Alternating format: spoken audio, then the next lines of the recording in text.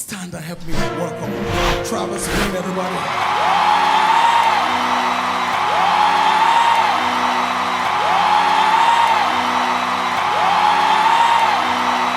Il y a des gens qui ont eu une intimité avec Dieu. Mais si j'en parle, certainement que tu n'as pas obtenu le résultat que tu recherches parce qu'il y a eu un problème de dosage quelque part. Peut-être que la consécration n'est pas suffisante. Peut-être que la soumission n'est pas suffisante. Peut-être que l'intimité n'est pas suffisante. Voilà pourquoi cette année 2025, tu dois revoir le dosage de ces ingrédients. Et pour ceux qui ne les ont pas encore intégrés en tant qu'ingrédients dans ce qu'ils sont en train de cuisiner, cette année, tu dois pouvoir les intégrer non seulement, mais au bon dosage également. Tu ne peux pas faire les mêmes choses tout le temps, la même manière, et puis tu veux avoir de nouveaux résultats. Une femme, par exemple, qui fait un commerce, son capital, c'est 500 000. Par rapport au prix des ingrédients ou des articles qu'elle vend, il y a un bénéfice qu'elle peut avoir. Elle ne peut pas avoir plus que ça si elle n'a pas changé à la base son capital. Si tu prends marchandise pour 500 000 et que ton bénéfice est 200 000, ça sera 200 000 toutes les fois que tu vas prendre marchandise 500 000. Mais le jour où tu vas bon, moi je veux un bénéfice plus important. Alors mon capital également doit augmenter. La vie est comme ça. Le capital, c'est ce que je sais. Si je veux récolter plus, je dois s'aimer plus. La semence, c'est tout ce que nous sommes en train de faire. La prière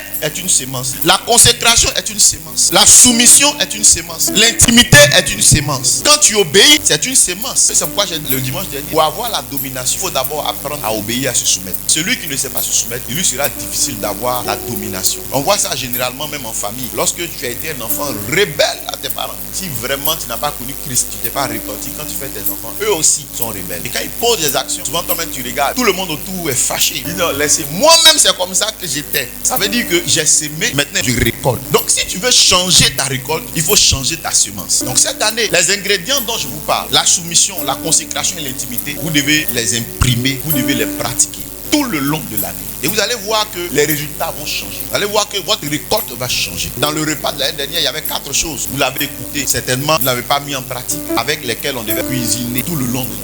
1, ce qu'on entend. 2, ce qu'on voit. 3, ce qu'on dit. 4, ce qu'on fait. Voici la vie d'un homme. Il n'y a pas autre chose. Un homme est le résultat de ce qu'il entend, de ce qu'il voit, de ce qu'il confesse et de ce qu'il fait. Et ça, là, il est développé, comme je suis en train de développer les autres ingrédients. Un homme devient sa foi. Il devient ce qu'il croit. Donc, ces ingrédients, nous devons les garder. Nous devons les revisiter. Ne pas les remplacer, mais les compléter avec ce que tu es en train d'entendre ce matin. Parce que vous savez, Paul dit, j'ai posé le fondement comme un sage architecte. Nous sommes des architectes. Nous construisons, bâtissons des vies. Et pour construire une maison, on ne change pas les briques. On ajoute d'autres briques sur les briques qui sont en bas. Pour que la maison monte et qu'elle devienne habitable. Donc ce que tu as entendu hier, tu ne dois pas le jeter. Donc les nouveaux ingrédients sont la soumission, la consécration et l'intimité. Vous savez, la parole de Dieu présente l'Église comme étant l'épouse de Christ. Je l'ai dit tantôt, l'intimité est impérative. Dans une relation d'époux à épouse, l'intimité est une nécessité. Et c'est dans l'intimité qu'on apprend à se connaître. C'est dans l'intimité qu'on est dans le processus de devenir une seule chair. S'il n'y a pas d'intimité, il n'y aura jamais d'harmonie dans un couple. Qui parle d'intimité également parle de secret. L'intimité, c'est la base. Parce qu'il y a la communication du couple quand ils sont avec les autres. Et il y a la communication du couple quand ils sont seuls. Quand ils sont dans l'intimité.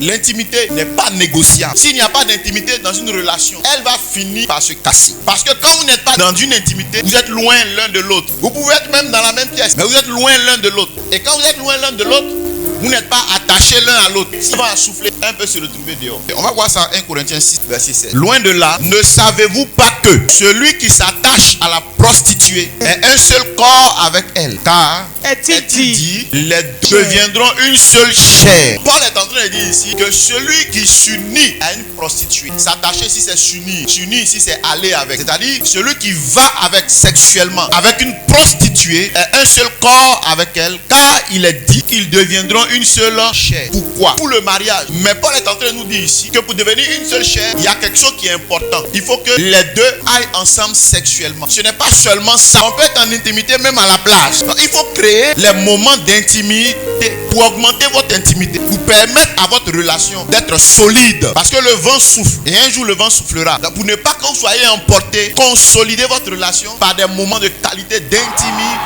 Est-ce que je parle à quelqu'un? Alors vous comprendrez que le Seigneur, qui est l'époux de l'église, l'église c'est toi et moi. Le Seigneur veut être en intimité avec toi. Il veut te voir devant sa face. Il veut te voir seul à seul. Parfois pour te parler, t'orienter, te conseiller, te délivrer. Mais combien de fois avons-nous des moments d'intimité avec le Seigneur? Il n'y a pas de moment d'intimité. On est tout le temps dans le bruit. On est tout le temps dans la distraction. On est tout le temps dans les choses qui nous éloignent de l'intimité avec Dieu. Bien aimé, écoutez-moi. Dans l'intimité, on reçoit la force. Vous savez, si tu as une épouse, que tu veux faire un projet, ce n'est pas dans la rue que tu vas dire à ton époux, écoute, je vais ouvrir un magasin. Bon, l'époux peut entendre, mais la force, l'encouragement, le ok que tu veux obtenir de lui, c'est dans un moment d'intimité. Quand vous êtes dans le moment d'intimité, que tu lui présentes le projet et qu'il analyse, qu'il comprend que c'est un bon projet et qu'il te dit, vas-y, je t'accompagne, je te soutiens, je suis avec toi. Ça veut dire que quel que soit ce qui va arriver, sache que tu as quelqu'un derrière toi. Mais ça là, on n'obtient pas ça dehors. C'est pareil avec Dieu. Tu veux le ok de Dieu pour faire quelque chose. Tu veux avoir l'assurance que Dieu est avec toi. Il te faut des moments d'intimité avec lui. Et c'est dans l'intimité que tu vas recevoir dans ton cœur que Dieu a